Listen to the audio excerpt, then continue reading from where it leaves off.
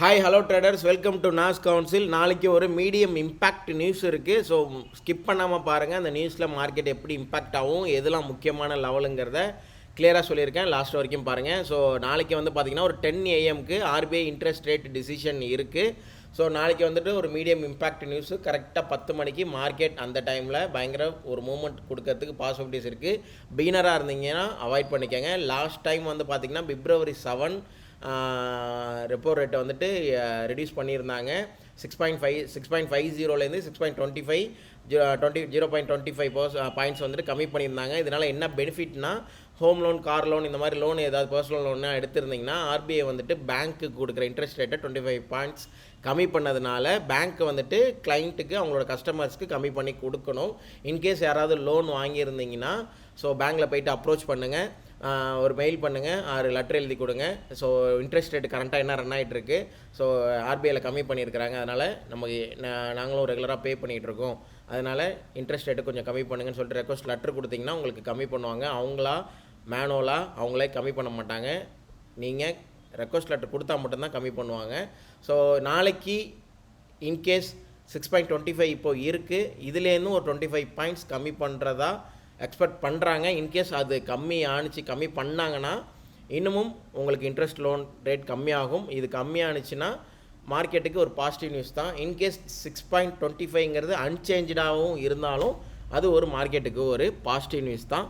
So இந்த positive நியூஸில் market என்னெல்லாம் பண்ணும் அப்படிங்கிறத பார்த்துட்டு வந்துடும். ஸோ நம்ம டெலகிராம் சேனலில் ஜாயின் பண்ணாதவங்க ஜாயின் பண்ணிங்க, கீழே டிஸ்கிரிப்ஷனில் லிங்க் இருக்குது. ஸோ லிங்க் ஒர்க் ஆகாதவங்க ஜஸ்ட் டெலகிராம் சேனலில் போய்ட்டு நாஸ் கவுன்சில் சர்ச் பண்ணிங்கன்னா நம்ம சேனல் வரும், ஜாயின் பண்ணிக்கோங்க.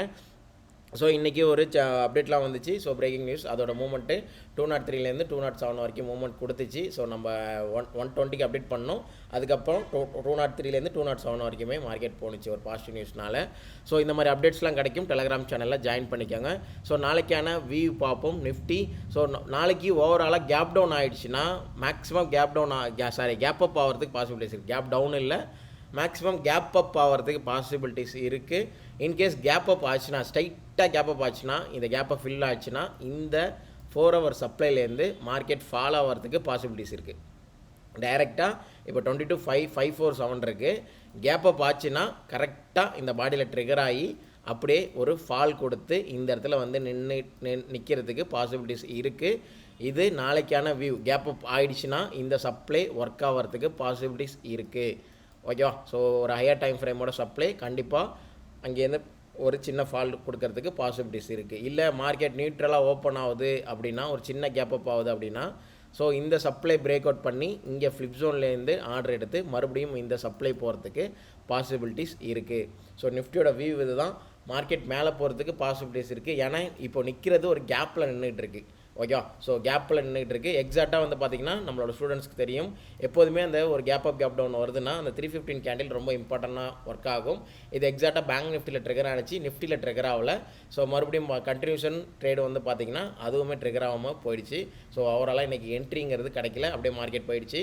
ஸோ பேங்க் நிஃப்டியில் எக்ஸாக்டாக ஆனால் ட்ரிகர் ஆனிச்சு, நிஃப்டியில் ட்ரிகர் ஆகலை. ஸோ நாளைக்கு ஒரு இதை பிரேக் அவுட் பண்ணி மேலே போகிறதுக்கு பாசிபிலிட்டிஸ் இருக்குது. இல்லை ஓவராலாக டைரெக்டாக கேப் அப் ஆகி இந்த ஹையர் டைம் ஃப்ரேம் சப்ளைலேருந்து எக்ஸாக்டாக இந்த பாடியில் பட்டு மார்க்கெட் வரதுக்கு பாசிபிலிட்டிஸ் இருக்குது. இந்த பாடியில் பட்டு மார்க்கெட் வரதுக்கு பாசிபிலிட்டிஸ் இருக்குது. ஸோ ஃபாலோ ஆகிறதுக்கு பாசிபிலிட்டிஸ் இருக்குது. கரெக்டாக அந்த 10 o'clock அந்த அனௌன்ஸ்மெண்ட் வரும். இன்கேஸ் அன்சேஞ்சுடுன்னு வந்தாலும் அது பாசிட்டிவ் நியூஸ் தான். இன்கேஸ் 25 பாயிண்ட்ஸ் கம்மி பண்ணியிருந்தாலும் அது மார்க்கெட்டுக்கு பாசிட்டிவ் நியூஸ் தான். ஸோ லாஸ்ட் டைம் February 7 அன்னைக்கு ஸோ நிறைய ரெண்டு நியூஸ், ஜிடிபி நியூஸு, இன்ஃப்ளேஷன் எல்லாம் சேர்த்து வந்ததுனால ஒரு அப்பு டவுன் இருந்திருக்கும். மார்க்கெட்டில் ஒரு அப்பு டவுன் இந்த மாதிரி இருந்திருக்கும். ஸோ இந்த டைம் ரெப்போ ரேட் மட்டும் இருக்கிறதுனால ஓவராலாக பாசிட்டிவ் நியூஸாக தான் இருக்கும். February 7 நினைக்கிறேன். February 7 இந்த ரேஞ்ச். 1 செகண்ட். February 7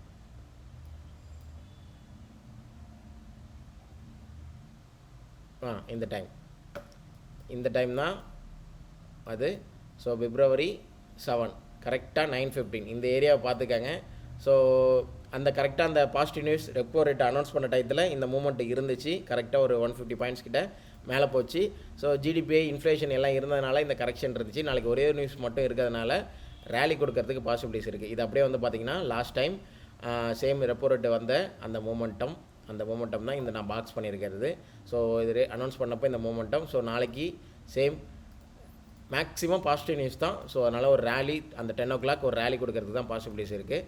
ஸோ பார்த்து கேர்ஃபுல்லாக ட்ரேட் பண்ணுங்கள். செட்டப் இல்லைனா ட்ரேட் பண்ணாதீங்க. Higher time frame supply reaction ஆகிறதுக்கு பாசிபிலிட்டிஸ் இருக்குது. இது நிஃப்டியோட வியூவு. ஸோ பேங்க் நிஃப்டிக்கு வந்து பார்த்திங்கன்னா இன்றைக்கி எக்ஸாக்டாக அந்த 315 கேண்டில் வந்து எக்ஸாக்டாக ட்ரிகர் ஆகிட்டு மார்க்கெட் கன்ஃபர்மேஷன் கொடுத்து மறுபடியும் ஒரு என்ட்ரிங்கிறது கொடுத்துச்சு. கன்ஃபர்மேஷன் அகைன் ஒரு என்ட்ரிங்கிறது ட்ரிகர் ஆனிச்சு. பட் நிஃப்டியில் ட்ரிகர் ஆகலை.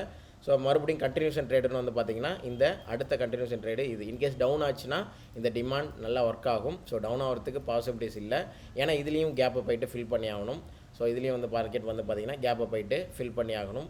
ஸோ டாப் சைடும் வந்து பார்த்திங்கன்னா லிக்விடிட்டி தான் இருக்குது. இன்கேஸ் கேப் அப் ஆயிடுச்சுன்னா அப்படியே மேலே போகிறதுக்கு பாசிபிலிட்டிஸ் இருக்குது. இன்கேஸ் கேப் அப் ஆயிடுச்சுன்னா அப்படியே மேலே தான் இங்கேயே போயிட்டு அந்த டிசிஷன் வந்ததுக்கப்புறம் ஸோ நாளைக்கு பேங்க் நிஃப்டியில் மூமெண்டம் இருக்கிறதுக்கு பாசிபிலிட்டிஸ் இருக்குது. ஏன்னா பேங்க் ஓரியன்டான ஒரு நியூஸ் அப்படிங்கிறப்ப ஸோ நாளைக்கு மார்க்கெட் இன்கேஸ் கேப் அப் பண்ணலைன்னா நாளைக்கு அந்த நியூஸில் கூட மார்க்கெட்டை கேப்பை ஃபில் பண்ணுறதுக்கு பாசிபிலிட்டிஸ் இருக்குது. இதுதான் நாளைக்கு பேங்க் நிஃப்டிக்கான வியூ.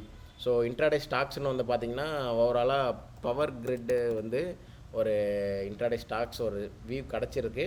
ஸோ பார்ப்போம் நாளைக்கு இன்கேஸ் ஒரு டவுன் ஆகிடுச்சுன்னா இந்த டிமாண்ட்லேருந்து இந்த ஹை வரைக்கும் போகிறதுக்கு பாசிபிலிட்டிஸ் இருக்குது. ஸோ இது நாளைக்கு ஒரு இன்ட்ராடே ஸ்டாக்ஸு. ஸோ ஓவராலாக மற்றபடி நாளைக்கு எந்த ஒரு வியூவும் இல்லை, எந்த ஒரு இன்ட்ராடே ஸ்டாக்ஸும் இல்லை. இது ஒன்று மட்டும் தான் வாட்ச் பண்ணலாம். ஸோ நிஃப்டி நான் சொன்ன வியூ அகைன் ஒரு வாட்டி வாட்ச் பண்ணிக்கோங்க. நாளைக்கு நியூஸ் இருக்குது, கேர்ஃபுல்லாக ட்ரேட் பண்ணுங்கள். 10 மணிக்கு பேங்க் நிஃப்டியில் ஒரு நல்ல மூமெண்டம் இருக்கும். ஸோ நல்ல செட்டப்போடு இருந்துச்சுன்னா கேப்சர் பண்ணிக்கோங்க.